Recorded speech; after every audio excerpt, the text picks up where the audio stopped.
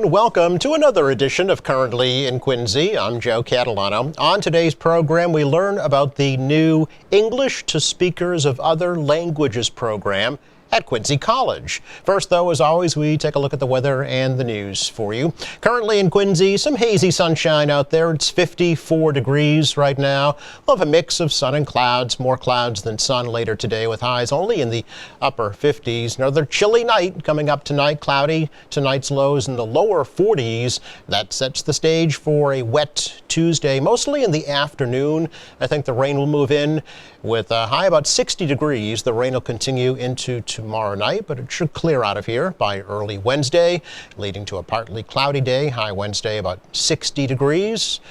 Brisk and breezy here on Thursday with a mix of sun and clouds and a high only 53. Right now, 54 degrees with partly sunny skies here in Quincy. In the news today, Quincy Mayor Thomas Koch says there probably won't be any school held on Election Day this year. The mayor says the school committee will be voting soon on his request to cancel classes on Tuesday, November 8th for the statewide election due to safety concerns. This has been an ongoing issue over the years, Joe. Whereby some school committee members, I remember Joanne Bragg years ago talking about it, that, the buildings, it was a concern that you've got people in the buildings in this day and age, even though we know most of those people are just good people, they're out to vote, but it just makes security that much more lapse on a day like that. Therefore, would it invite something that we wouldn't be happy about? So that's number one. Number two is the parking and the traffic issues around school day with an election makes it a little more challenging and probably a little less safe out on the crosswalks and the walkways around the school.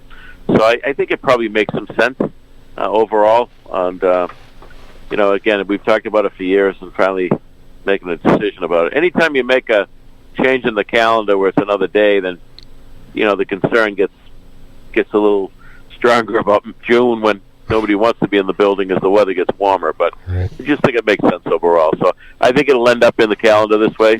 It's there now, but the final vote is until May. So Koch says the primary on September 6th won't be a problem because there are no classes scheduled that day. He says only teachers will be in the schools for a professional development day. Some federal grant money will be used to develop new workforce training programs at Quincy College. Last week, Congressman Stephen Lynch joined other federal, state, and city officials in announcing the grant money from the Community Development Block Grant Program. Much of what we pushed out of Washington, not only through CDBG, but also in the CARES Act and in the ARPA funding, was completely discretionary on the part of our local leaders. And that was necessary because we had different parts of the country in different positions, right? Some were denying the existence of the pandemic. Others were full spectrum, full throttle responding to the epidemic, like Tom Koch was and the people of Quincy. So, but the only way we could address all of that situation was to simply push the money out and hope and trust that local leaders would use that money effectively. And I am just delighted at the way Quincy has responded at every level. College will be receiving $430,000 in grants to offer a suite of 8 different programs in their Home Health Aide Career Pathway program, designed to educate and train those who are unemployed or underemployed. College also offers a curriculum in substance abuse pre-licensing programs. The Quincy Tourism Department will use a $99,000 state grant to create a new 72-page City of Quincy Visitor's Guide and also update the website for the USS Salem. That grant was announced recently as part of a $4 million effort by the state to boost tourism in the wake of the pandemic. Speaking on this program back in January, Quincy Tourism Director Dagny Ashley said the grant will help the city attract new visitors. We tried to add new categories to the visitor's guide as well. But that's what we plan on using the grant Okay. for. The design, the print, and the distribution of that Very visitor's guide. expensive. Yeah. And we also partnered with one of our other strong attractions in Quincy is the USS Salem. Oh, sure. So with the state recovery grant, you could apply up to $50,000 as one entity or $100,000 as two entities. So we're asking for the $100,000 Sure. with a partner with USS Salem. I see, okay. And they plan on rebranding their website. They need some upgrades to their website. Okay. They do some digital advertising. Okay, They need so a that new would help rack with card. that. Yeah. So that will help with their promotions and both of us cross-promoting on our website. Guide will feature Quincy's historic and cultural attractions, the arts scene, and dining and accommodations. It'll be available at the City of Quincy's Welcome Center and digitally. Megan Allen is officially retiring as director of the Thomas Crane Public Library in Quincy on May 31st. Allen is stepping down after 35 years of service to the library department, the last 9 of those as its director. Allen said she's most proud of how the library responded to the pandemic by offering digital content and programming, and also praised her team for responding to community needs that include adult education and English language learner programs. Allen also touted the recent renovation of the North Quincy branch and ongoing improvements to the Adams Shore and Main Library branches as some past accomplishments. Allen will be succeeded by Sarah Slyman. She's the director of the Brookline Public Library for the past 8 years. Slyman was also former director of the Public Library in Randolph and a branch manager of a library in Mattapan. The Board of Library Trustees voted unanimously for Slyman, who will be appointed by Mayor Thomas Koch on June 1st. Well, the first of what will be free events on the Hancock Adams Common in Quincy Center every month this year drew about 750 people this past Saturday. The Spring Has Sprung celebration featured some live music and dancing. There were lawn games, refreshments, even a laser light show finale. City is planning at least one free event every month on the Common, including a country fest, swing orchestra, a food fest, the Quincy Symphony Orchestra and Quincy Choral Society concert, and the annual Christmas tree lighting in November. 23 turtles that were removed from Butler's Pond in Quincy for a pond restoration project are now back home. A turtle release event was held at the pond this past Saturday in honor of Earth Day. A dredging project began last September and removed about 4,000 cubic yards of sediment from the pond, along with the installation of stormwater management systems. The turtles were kept at the New England Wildlife Center in Weymouth during that restoration project. City Council approved $1.4 million for the project last spring. Coming up, details about the new English to Speakers of Other Languages program at Quincy College. That's next.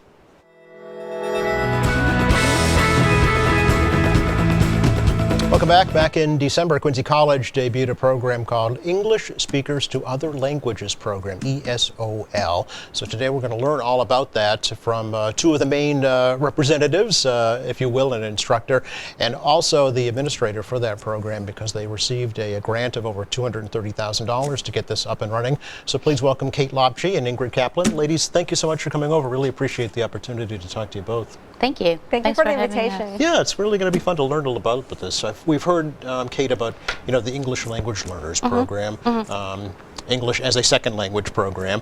This is English Speakers Of other languages. Yep. Is that same idea, basically? It is the same. Okay. It is the same.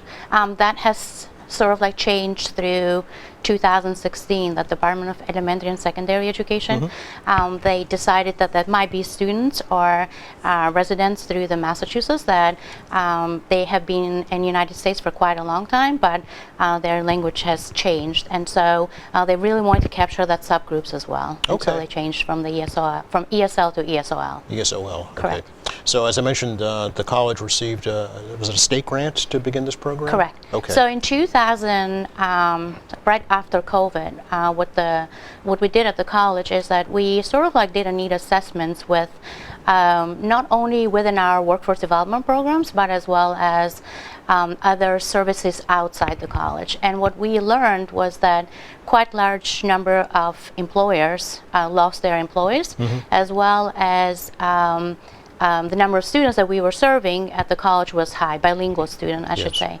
And so what we are offering currently at the college, as you know, we have a lot of credit programs, we have a lot of non-credit programs, professional development programs, but we did not have a program that was designed for bilingual population to serve at no charge, number one, and then the second was to improve their speaking, reading, writing, specifically to kind of advance them onto the next steps. Right. And so we submitted a grant through the Department of Elementary and Secondary Education in November, and we received an approval, a total of $270,000 that would support different levels of the ESOL. And so we are offering 2 ESOL levels in Quincy. In addition, we are offering 2 other ESOL in Plymouth, and a high school diploma program. And so very successful as of today, I would say. So the idea obviously is to get them proficient enough to pass their high school equivalency test, right? Correct, correct, yes. Where does it stand right now? Where's the program stand right now? How many students? How's it going? We're about halfway through now, right? Yeah. So far we have seen, we started in January, so the time was very sort of like very narrowed, I would say. So far we have almost 60 students in our ESOL program.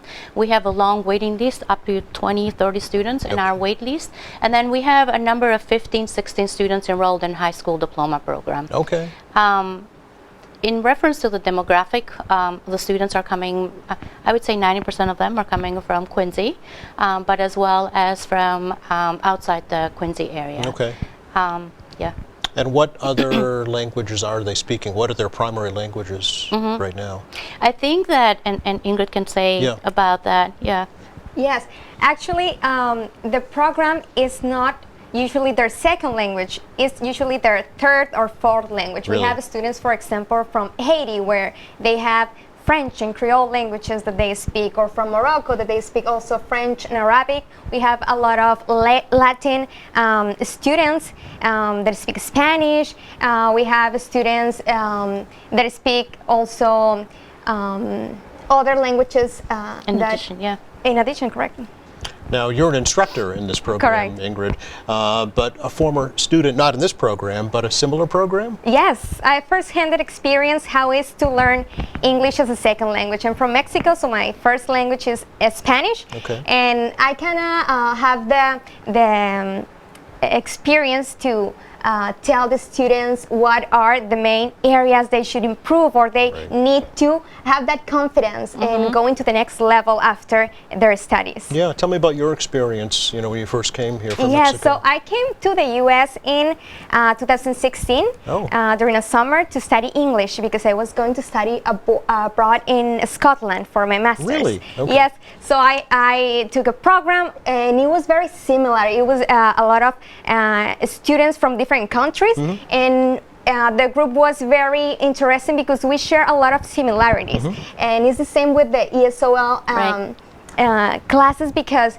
they're from different backgrounds, but once they're there in the classroom, seems like everybody is very similar. We all have the same objectives, that is to learn the English as an official language, and also to succeed. I can see that they are very motivated to succeed here in the USA, and that's very inspiring for us, actually. For you, obviously, to give back, right? Yes, as an instructor. totally. How did that journey happen? How did you become an instructor at Quincy College? I've always worked in education. In Mexico, I was teaching in a university, so I was interested in higher education once I came to the U.S. and I was able to work. So Quincy College gave me the opportunity, and it's been a wonderful experience working there. Now, did you have to also earn your high school equivalency diploma, or was that already taken care of? No, actually, I still studying my PhD in Mexico. Yeah. So, Wow.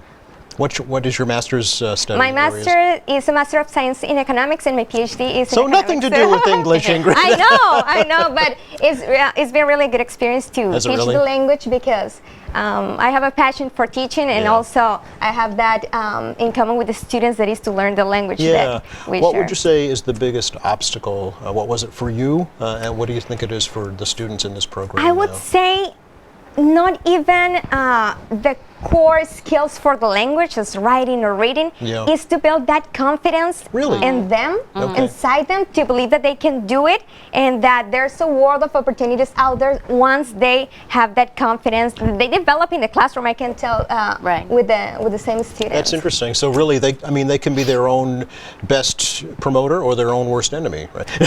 Yeah. Right, depending on their, I guess, their Yes, motivation, but their the attitude. Yeah. group really it really helps each other Yeah. a lot. So that's very interesting dynamic. Now, do you still stay in touch with the other students that you were in class with when you first came here? This is my first class here in Quincy College. Oh, all right. Okay. But when you first came to this country, do you still stay in touch with those folks? Many of them went back to their Oh, I see. Okay. native countries, but I have them on social media, so I still like Of their course. yes posts. Yeah, absolutely. Kate, do you think that I was thinking about this morning. A lot of these folks kind of fly under the radar. You know, we don't see them in mainstream society, but there are a lot of them, right, that may be working, I don't know, backroom jobs or jobs that are not, front-facing. One of the interesting facts that we did see through the need assessment is that the Quincy is so diverse, I should say. 60% of the population are, known speakers. They 60%. 60%, and then there is I'd say 45-46% are English speakers. Okay. What we have seen is that right after COVID, the unemployment rates went really, really high. Sure, yeah. So it went up to 20%, and that affected not only the small businesses, but it did affect large businesses as well. And so we realized back then that the one of the sort of like motivating and the indicators that we can target back then was to sort of like provide customized ESOL services and training, I should say, with some other skills trainings. Yeah. And so that led us to the grant that we received from the Community Development Block Grant through the City of Quincy, which that event was held last week and was very successful, I should say. Thank you to Mayor Koch and Congressman Lynch, and as well as the President Cristofaro, that he has this leadership not only to develop college credit programs, but as well as pathways for individuals to get back to the workplace. Right. And so when that need assessment was so crucial to our information to know who the students were, Yes. and what kind of specific services we should have provided to them. So it's not only the ESOL component, I would say, but it does has a lot of other sort of like soft skills. QuickBooks, for example, we designed that for specifically ESOL population, that they are completing that ESOL component, but as well as training or learning how to do QuickBooks or accounting. And what we've seen is that such a diverse group of students in this program. Really? They were students that worked in different fields, Yes. not necessarily finance or accounting, but they were students that might have worked for banks, and yet their English speaking and reading and writing skills were not at that level. So I think that we, by combining and customizing the ESOL with other programs, supported a lot of population residents in Quincy, but surrounding areas as well. Yeah, it's a very holistic approach, right? Exactly. It's really get them from start Right. through the ESOL program, high school equivalency, then maybe certificate or degree programs at Quincy Absolutely. College or somewhere else, leading to a career, a job, Absolutely, right? absolutely. Yeah. And the careers that we sort of like chosen was based on what are the industry sector needs Yes. in the South Shore. And so we identify healthcare, one of Okay, the of largest, course, yeah. which the needs are really high here, but as well as the information technology, finance was another one, and then the biomanufacturing. So by combining all those programs, we sort of like target not only one industry sectors as well as other industry sectors in the region. Yeah, it's, the whole catchphrase of workforce retraining Exactly. after the pandemic. So this really could be a light at the end of the tunnel for them, maybe some good coming out of a tragedy that the pandemic was, to lead them in a different direction that they might Right. not have had otherwise, right? Right, right. Who can be a student in the ESOL program at Quincy College? How does that all happen? So the ESOL is open to everyone. Students that are bilingual, Okay. students that are considered low income, whether they have lost the jobs due to the COVID-19 or they are working part-time. We have single parents. We have parents that are working, a few hours here and then looking to improve their English skills. Okay. I really like to highlight that this program is offered at no charge. So the students, yes. It's tremendous. Yeah. Yes, yeah. They're not only receiving the education component, but we're offering a lot of sort of like a comprehensive support service. Okay. So they do get, academic support, tutoring, transportation. Transportation. They do get transportation, yeah, as well as, program supplies, books, and all the materials. So everyone that is considered bilingual and seeking career advancement, they could be a great candidate for this program. What is the age range, Kate, would you say?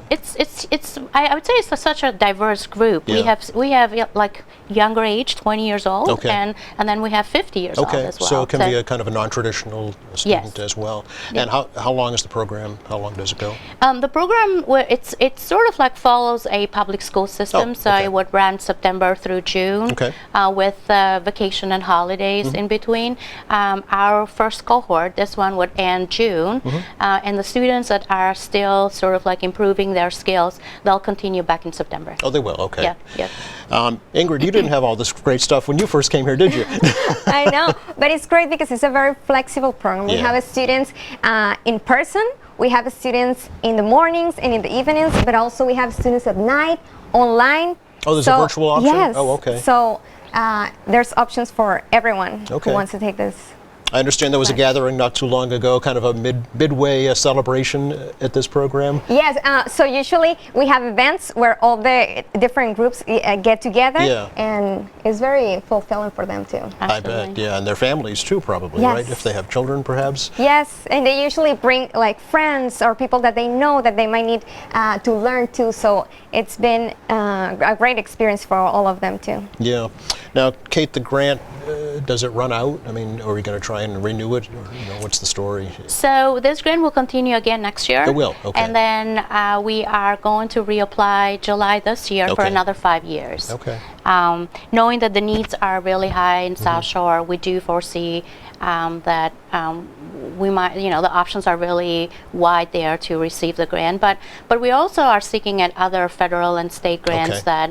that will support this component. Okay. So more to come. Is this offered in Plymouth also, or is it just Quincy? Correct. So the evening program, the ESOL, is offered in Plymouth. Okay. Yes. And how do you kind of, rate a student's current status and where they need to be? How do you assess that? Yeah, that's a good question. We are approved under Department of Elementary and Secondary, their adult basic education programs, and Okay. therefore there are standards and benchmarks. Sure, yeah. And so all the students are required to take a pre-assessment before they start the program, and then before they leave the program, they have to take post-assessments. Okay. So we're sort of like measuring the learning gains for students. Yeah. Right. Yeah. Yeah. Do you take them out in the field? I mean, is it more than just classroom? It's like we're going to the T station today, and we're going to learn how to get on a train or something. There is a lot.